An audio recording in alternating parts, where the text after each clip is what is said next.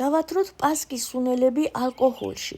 შუშის ჭურჭელში მოვათავსოთ 2 ჩაის კოვზი მუსკატის კაკალი, 2 ჩაის კოვზი ილი, 1 ჩაის კოვზი მიხაკი, 1 ჩაის კოვზი დარიჩინი. მე 1 ჩაის კოვზ ილის კიდე დავამატებ, თქვენ შეგიძლიათ არ დაამატოთ. დავასხი 200 მილილიტრი კონიაკი.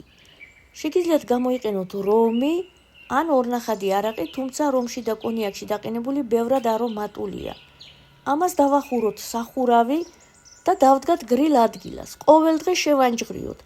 ეს დოზა გამოიყენება 2 ცალ 10 კვერცხიან პასკაში, ესე იგი 10 კვერცხიანში აანჯღრებთ და ნახევარს დაამატებთ. დანარჩენ დოზები თვითონ გამოიანგარიშეთ, დათვალეთ. რაც შეეხება ლიმონის და ფორთოხლის ცედრას, ფორთოხალი აძლევს პასკას ყვითელ ფერს, ლიმონი კი ათეთრებს, აუფერულებს. ყოველთვის უმჯობესია ცედრას დავამატოთ შაქარი, შეითვისებს მთელ არომატს და ცომში ცხობის დროს თანაბრად განაწილდება არომატი და უფრო არომატული პასკა გექნებათ.